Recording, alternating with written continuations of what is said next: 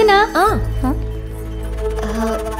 తను మా మావయ్య కూతురు వరుసకు వదినవుతుంది.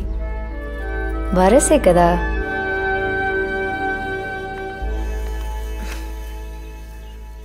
ఆయన లేరా? ఆయన అంటే ఈయన. వల్లి అత్తయ్య. లేమ్మా, పల్లెటూళ్ళలో ఇవన్నీ చాలా ఇంపార్టెంట్ అండి. మరి మనం వచ్చినప్పుడు చెప్పలేదు. ఎలా ఉన్నావమ్మా? బాగున్నాను అత్తయ్య.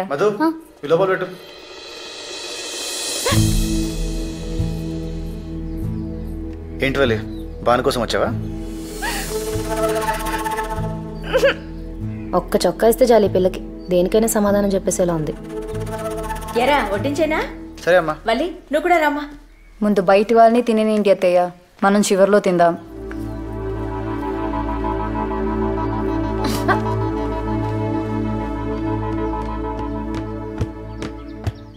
ఈసారి ఏమైంది?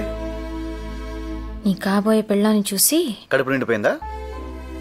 ఆకలి చచ్చిపోయింది. పోనీ పాలు పంపించనా? తాగనంటే మళ్ళీ ఎత్తుకు తీసుకెళ్తావా ఏంటి?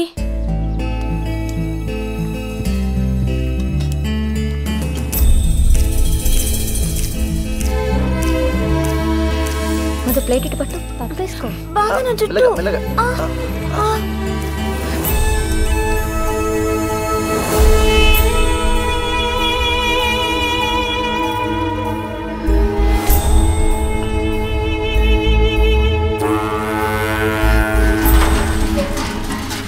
నాకు గిల్టీగా అనిపించింది. నాకు కోపం వస్తే అంతే, మనసుకు తోచింది చేసేస్తాను. తర్వాత తీరిగ్గా బాధపడతాను. నా సూసైడ్ అటెంప్ట్ కూడా అంతే, మా అమ్మ మీద కోపం.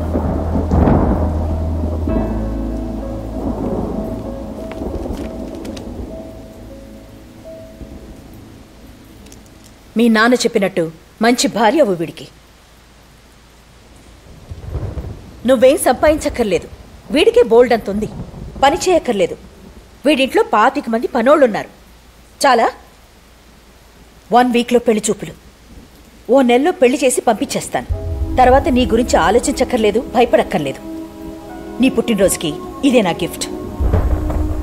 Happy birthday. చూస్తే చచ్చిపోవాలనిపించేంత ఫేస్ ఏం కాదు వాడిది.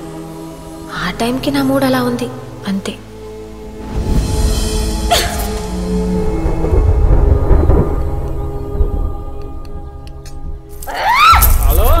హలో, నేను పల్లం వెంకన్న మాట్లాడుతున్నాను. మహాలక్ష్మమ్మ గారు ఉన్నారా? ఏం వాళ్ళ ఆయనతో మాట్లాడరా? బాబోయ్ మీరండి. అలివేలు మంగమ్మకి అప్లికేషన్ పెట్టుకుంటే వెంకన్న బాబు అప్రూవల్ చేసినంత ఆనందంగా ఉందండి.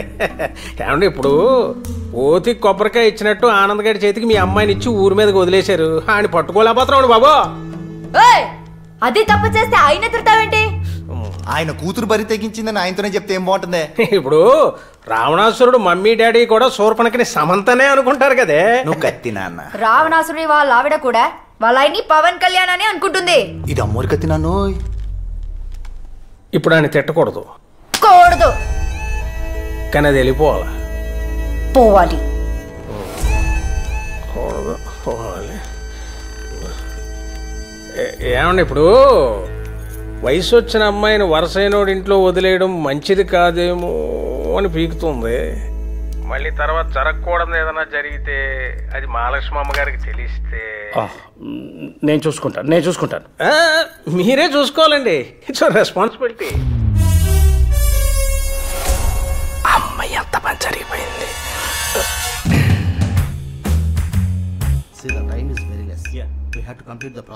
హలో మేడం, అమ్మాయి గారు ఇంట్లో లేరండి. వాళ్ళ అత్తయ్య గారు ఊరు వెళ్ళారు. నీకెలా తెలుసు? వాడెవడ బెల్లం సుబ్బన్నట ఫోన్ చేశాడు. పల్లం వెంకన్న? అబ్బా, పల్లమో బెల్లమో. వాడు ఫోన్ చేశాడు. సార్ టెన్షన్లో ఉన్నారు, నేను ఎక్స్టెన్షన్లో ఉన్నాను. ఇమీడియట్గా ఫ్లైట్ బుక్ చేయి, నేను వస్తాను. Okay madam. మేడం ఎయిర్పోర్ట్కి మనకు హారొద్దు, సార్కు తెలిసిపోద్ది. మీరు ట్యాక్సీలో వచ్చేయండి, రెడ్ హ్యాండెడ్గా పట్టుకోవచ్చు. Thank you madam.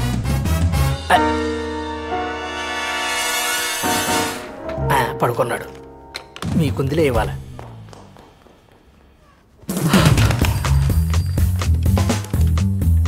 నందు చెప్పావయ్యా? మా ఆవిడకి తెలిసిపోయిందిరా. చెన్నై నుంచి బయలుదేరి వచ్చేస్తుంది. మ్యాక్సిమం 5 గంటల టైం. ఈ లోపల అనుని తీసుకొచ్చారా బాబు, లేకపోతే మూడో ప్రపంచ యుద్ధమే. నువ్వేం కంగారు పడకు మావయ్య. అత్తయ్య వచ్చి పనుసీని తీసుకొస్తాను. ఆవిడ ముందు నీకు మాట రాదు, సరేనా? ఓకే.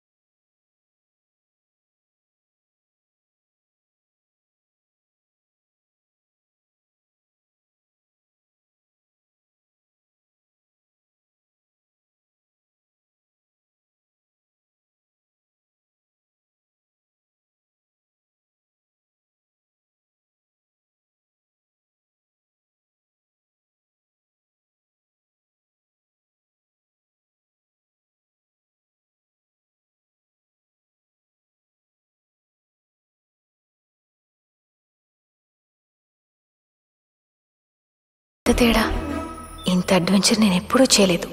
నాకిది బాగా నచ్చింది. అమ్మని ఫూల్ చేయడం ఇంకా నచ్చింది. అందులో నందు హెల్ప్ ఉండడం ఇంకా బాగా నచ్చింది. నందు మీద నాకున్న ఫీలింగ్ పేరేంటి? ఇష్టమా, స్నేహమా? ఏమో, నాకు డిఫైన్ చేయాలనిపించలేదు. ఈ కన్ఫ్యూషన్ నాకు నచ్చింది. ఈసారి లోపలికొచ్చి పడుకోగానే నిజంగానే నిద్ర పట్టేసింది.